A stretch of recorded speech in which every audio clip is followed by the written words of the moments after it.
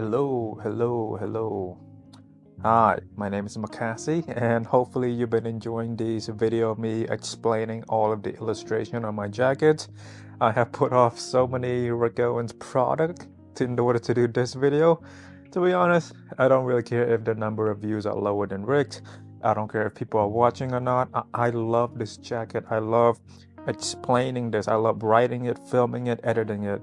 My hope, my love, and adoration for this jacket are infectious enough, and hopefully my editing helps convey that love that I have for this jacket, and hopefully you get some of that secondhand love, secondhand adoration. 'Cause baby, if your love is in trouble, baby, if your love is in trouble. So let's start from the top. So this is a photo of my dog Sam, who passed away a few months ago. He died of old age. Do not be concerned. He died peacefully. On the day of his passing, we had hired a person who was going to give him the shot. 4 to 5 hours before the guy arrived, he passed away on his own, peacefully, with all of us surrounding him. So I think he lived a good life. So when someone dies, I don't generally get sad. My partner, she really hates me about this. So whenever somebody dies, or a dog, whatever it is, whenever something dies, I ask a couple questions. First, how old are they? And then, did they live a good life? If the answer is yes to both of these, and then the third one is like, did they do what they mostly wanted to do when they were alive? If the answer is yes to all three, I don't really like to mourn the death. I prefer to celebrate the life that they have lived. Now, it would be a different situation if someone would have died from a freak accident or sudden accident, or maybe died from a disease like cancer, whatever it is, not at their own choosing, not because of old age. Then yes, I would mourn their death. My dog Sam, he passed away peacefully. He lived a great life. Dude was eating better than me most of the time. So he lives a good life, and I chose to celebrate his life rather than mourn it. My partner, on the other hand, she wants me to cry with her, but I'm not that guy. And it's not because I'm not sad either. I am, but I don't see death as the end to the end to the end. Although I'm a big advocate of science over religion, science has not been able to definitively answer where we go, where our consciousness go when we die. They have explanations, but it's incomplete, or the theories are not agreed upon by the majority of the scientific community. There's also no clear theory about what consciousness is, where consciousness goes when we die. There are some theories, but again, no definitive answer that the majority of the scientific community can agree on. Like the earth is flat. A lot of us, we can agree that the earth is flat. But then again, there's always some nut job that thinks the earth is hexagon.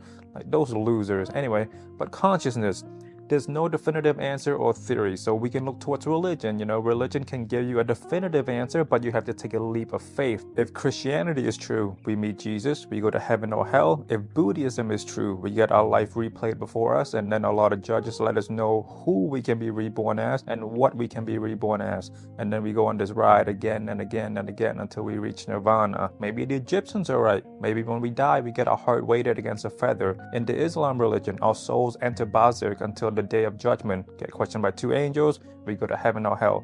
The point is, I just said all of that to prove to you how worldly and cultural I am, because deep down, I am deeply insecure about my intelligence. The other dog next to Sam is Bonnie, my second family or extended family dog. She's very cute. I'm gonna say something that my extended family hasn't heard yet.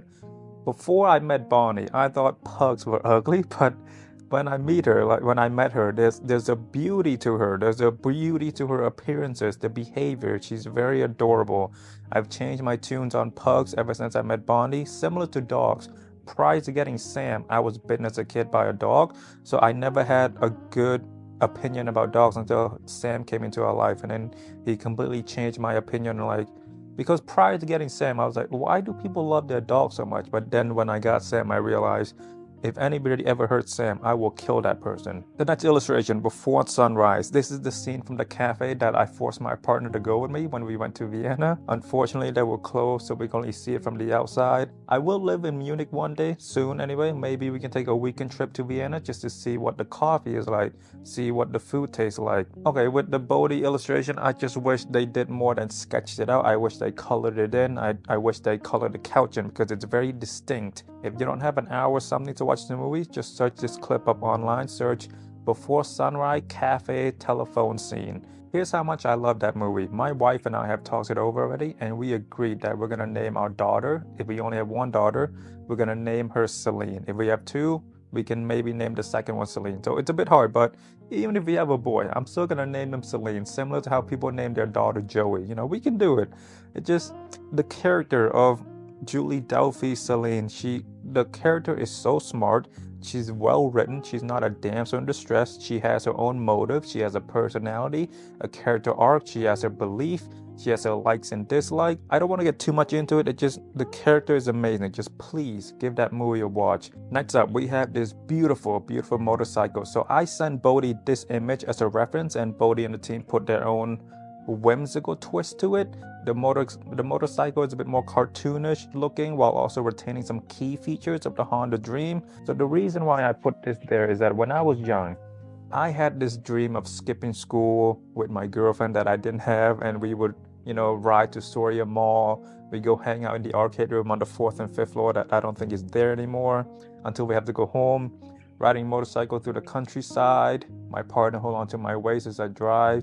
So that dream it's alive. So I'm gonna make that dream come true one day. My partner and I, we are gonna go to Cambodia one day because I want to show her where I grew up. I want to show her how I grew up. So again, and I made this video like years ago about doing charity work in Cambodia. I haven't forgot.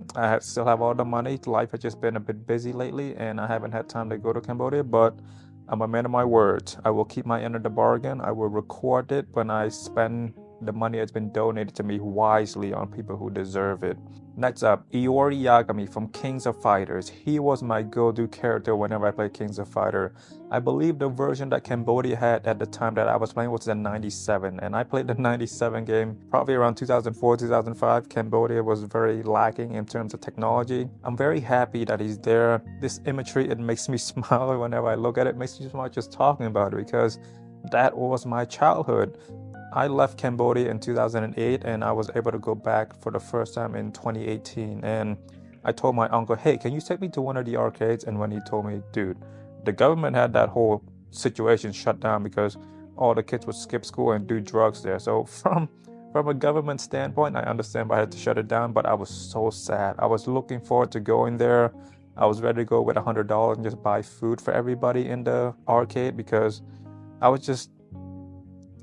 miss it. I miss going to those arcade rooms. The game is my childhood. I play that game all the time. I either played out or I played Metal Slug or Neo Bomberman or the horse game. 21. I was born on November 21st, 1997. I told him either 21 or 7. 7 is a sacred number, blah, blah, blah, blah, blah. I kind of regret writing that number in though. I didn't want any numbers on there because the 2 years of the two most important people in my life, putting 21 there kind of lower the significance of the 2 other years. It's one of those details where, okay, it's there, fine, I'm okay with it, but if it's not there, I'm not gonna miss it. The next thing I want to talk about, the Phnom Penh Royal Palace, where the king, queens, and princesses live. I was born in the right country that had kings and queens, but wasn't lucky enough to land in the womb of the princess or the queen, whatever it is. I could have lived a life of leisure and just do charity work every day. I had forgotten that the Royal Palace was a landmark because, just there's so much traffic. When I think back to my life in Cambodia, living in Phnom Penh, like there weren't a lot of memorable spots. I didn't really think highly of the Royal Palace either. It looks like every other temple because it's a very temple-like. So I suggested to them to put Angkor Wat, which is what Cambodia is known for internationally. But I get it, it's fine that it's there. The illustration is very well. They added some blue to add some depth. It's very, very well illustrated. The Venus flytrap, it's a plant that I would love to own one day. It is still crazy to me that there are carnivorous plants. Imagine finding out that vegans eat like lion's meat. That's how insane it is to me when I first discovered it. So the bottom, gambling. Gambling is in my DNA. Gambling is in my family DNA. Literally all of my family are somewhat obsessed with gambling. So I'm gonna tell you a story that won't paint my mom in the best of light, but it's a true story. So my mom, big gambler, and we used to host gambling nights where all of our friends would come, and then the adults would play those games where they put like 3 cards on the top, 4 cards in the middle, 3 cards on the bottom, whatever game, it doesn't matter. But the point is, we would host these games, and if you remember from the last video, I lived in a 1-room apartment. So when my mom and the friends would gamble until 3, 4 in the morning, my sister and I, we would have to sleep in the corner because we can't convert our living room into our bedroom. So we have to sleep in the corner while the adults are gambling with the lights on and stuff. So it just gambling has been in my life since I was born, literally. As far as for me go with gambling, I used to go to the arcade every day, gambling with the horse game, gambling with the WWE, FIFA, playing with the marbles. I love gambling. And then when I grew up, I learned about poker, loved the game. I used to go to the casino every so often, but poker is my favorite game. My friend and I, we used to play it a lot in middle school and high school, but we stopped, and then the friends and I kind of grew apart, which is the normal part of life. Anyway, I walked to the next room. They didn't walk with me. They entered their own room. Okay, lastly, we have the centerpiece. This is MC Escher Another World 2. So the original Underworld is this. I like the second version better. We have all seen MC Escher's drawings. Escher's work are like Beethoven music. We know of it, but some of us don't know that it's Beethoven. If you watch the movie Inception, MC Escher is in there. MC Escher's drawings are just everywhere because they're so fascinating. Everybody loves it. And how I discovered about this imagery of Another World 2 was that I'm a big fan of Marvel's and DC comic books. And one of my favorite YouTubers is Imaginary Access, and he was breaking down the Phantom Stranger. Secret Origins number 10 was the comic book that introduced the first 4 conflicting stories for our cryptic character. If the cover looks familiar to you, then you're not alone. I had the same thought, and a little research brought me to this famous woodcut print by MC Escher. It's called Another World. And the Phantom Stranger's origin takes more than a few design cues from it. But why? Speaking on his own work, Escher had this to say. Man creates a superficial image, but if he doesn't give it depth, let his depiction be at least as complete as possible. Let him try to make an image more or less similar to that seen by a bird, whose eye looks at almost the entire space around him at the same time. He sees at a glance, in front of him, to both sides, up and down. Let him try to approach that bird's view, for the place where he is located is determined not only by what he sees right in front of him, but also by the roof over his head and the ground under his feet. In other words, the original art piece was designed as a challenge, to encourage Escher's admirers to consider all their surroundings as one rather than fixating on a single perspective.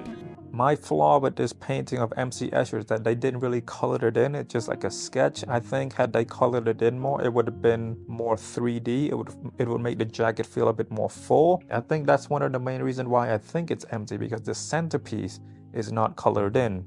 I understand where the artist from Bode was doing, like it's too, you gotta get really up close to see all the details, but I want it to be well seen from far away as well, which is the opposite of what this illustration is, but the way the artist intended to be.